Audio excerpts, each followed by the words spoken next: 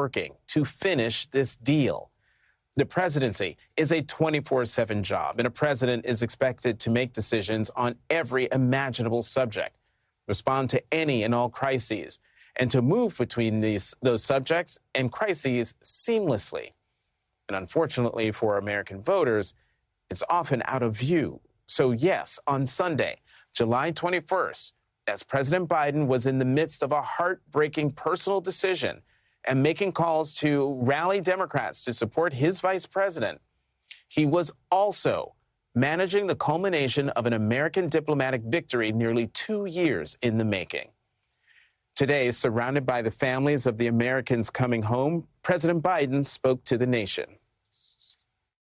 This is a very good afternoon, a very good afternoon. Today, we're bringing home Paul, Evan, Alsu, Vladimir. 3 American citizens and 1 American green card holder. All 4 have been imprisoned unjustly in Russia. Paul for nearly 6 years. Vladimir since 2022. Evan since March of 2023. And Alsu since October of 2023. Russian authorities arrested them, convicted them in show trials, and sentenced them to long prison terms with absolutely no legitimate reason whatsoever, none. Paul, a former Marine, was in Russia for a wedding. Evan, a journalist with a Russian, in Russia, was in Russia, assigned by the Wall Street Journal. Alsu, also a journalist, was in Russia to see family. All 3 falsely accused of being spies. And Vladimir, who was a Russian citizen by birth and holds an American green card, is a Pulitzer Prize-winning journalist and was a pallbearer at my friend John McCain's funeral with me. He spoke out against Putin's regime, and for that he was convicted of treason. And now their brutal ordeal is over, and they're free. The deal that made this possible was a feat of diplomacy and friendship. Friendship. Multiple countries helped get this done. They joined in difficult, complex negotiations at my request, and I personally thank them all again. Today is a powerful example of why it's vital to have friends in this world. National Security Advisor Jake Sullivan explained how it happened. This was vintage Joe Biden, rallying American allies to save American citizens and Russian freedom fighters, and doing it with intricate statecraft, pulling his whole team together to drive this across the finish line. His goal has always been to put the families first, the families who are enduring an unimaginable ordeal. From the president on down, we've stayed in regular and routine touch with them. Today,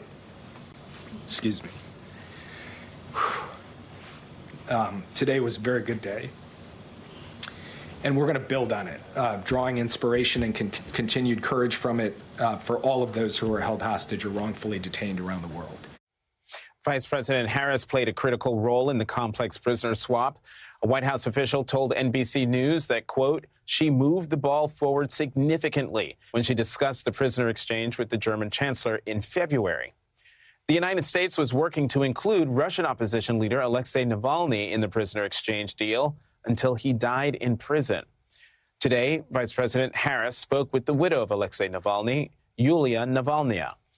According to the phone call's readout, quote, the vice president commended Navalnaya for her courage in continuing her husband's work for justice and the rule of law in Russia. Vice President Harris was in Houston today, where she gave the eulogy at the homegoing service for Congresswoman Sheila Jackson Lee. She said this before leaving Washington to meet with President Biden and welcome the freed Americans home.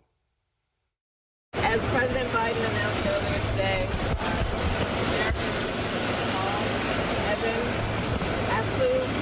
and green card holder Vladimir, who were unjustly held in Russia, will soon be reunited with their loved ones. They and their families have shown incredible courage in the face of atrocious and devastating circumstances. Russian authorities arrested, convicted them in sham trials, and sentenced them to long prison terms. This has been an appalling perversion of justice. Over many years, President Biden and I and our team have engaged in complex diplomatic negotiations to bring these wrongfully detained Americans home. We never stopped fighting for their release. today, in spite of all of their suffering, it gives me great comfort to know that their horrible ordeal is finally over. This exchange also includes the release of Russian political prisoners, including those who worked with Alexei Navalny. Earlier today, I spoke with Alexei's widow, Yulia, to discuss the significance of their release. And as I told her, this being an additional time from previous conversations with her, the United States stands with all of those who are fighting for freedom in Russia. As we celebrate today's news, we must also keep front of mind that there are other Americans that are unjustly being held in places around the world. And we will never stop fighting for their release. As Vice President, it has been my honor to work alongside our President, Joe Biden, to bring home more than 70 Americans in the last 3.5 years. And we will never waver in our commitment to bring home every American who has been wrongfully detained or held hostage. That is my solemn commitment to my fellow Americans, which I will always honor. Thank you all. Joining us now, Democratic Senator Chris Coons of Delaware. He's a member, excuse me, of the Foreign Relations Committee and is co-chair of the Vice President Harris's presidential campaign. Senator Coons, always good to see you. This is an incredible governing victory for the Biden-Harris administration. We only found out about it today, but it took 2 years to get here. What did it take to secure this release? It took a huge amount of negotiations, close engagement with the families, in-person and direct negotiations with a whole range of different allied countries, from Germany to Slovenia to Turkey, obviously to Russia as well, and a very delicate balance of the different elements of this package. There were so many different prisoners who were released from different prisons in Western countries and from Russia. So this is a towering accomplishment of diplomacy by the Biden-Harris administration. Vice President Harris, as you just reported, during the Munich Security Conference in February, had in-person meetings with critical leaders like German Chancellor Olaf Scholz. President Biden was engaged in this personally right up to the very hour that he announced he was not going to be a candidate for president this fall. So it has taken dedicated and personal work by our president and vice president, by our national security advisor, by Roger Carstens, the special presidential envoy for hostage affairs, by the Secretary of State, the CIA director. There were many, many folks actively engaged in this over several years. I want to talk to you about July 21st in a moment, but Donald Trump has criticized the deal, of course. Here's what he said during the debate with the president in June. We have a hostage, a Wall Street Journal reporter, I think a good guy, and he's over there because Putin is laughing at this guy. I said, by literally, as soon as I win the election, I will have that reporter out. So, Senator, President Biden obviously knew a deal was close and couldn't say. But what do you read into Vladimir Putin's agreeing to the prisoner exchange now? Well, first, what former President Trump said is just flat out not true. Paul Whelan, the Marine, was taken prisoner by the Russians while President Trump was in office. The idea that somehow this reflects on Putin's respect for one or disrespect for another is just another of former President Trump's outlandish and unhinged assertions. I do think that this shows that President Biden and Vice President Harris and their team are masterful negotiators, that they were able to fine-tune what were the different exchanges necessary to secure the release of these Americans and Russian freedom fighters. So, Senator Coons, you spoke to President Biden on July 21st, the day he stepped aside, while securing the release of the detainees. What can you tell us about that conversation?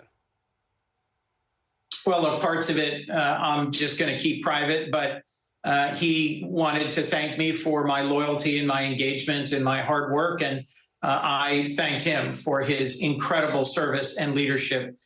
He called me just moments before it was announced that he was going to step aside and endorse Vice President Harris. As you've seen in the nearly 2 weeks since, there's been a real energy and an engagement by volunteers, by donors, by Democratic Party activists, as well as just average voters all over the country who've been caught up in the excitement about Vice President Harris, who will soon be our nominee at the Democratic Convention in August. I expect that we will also take time at our convention to recognize and thank President Biden for his more than 50 years of public service and for his incredible leadership at home and abroad.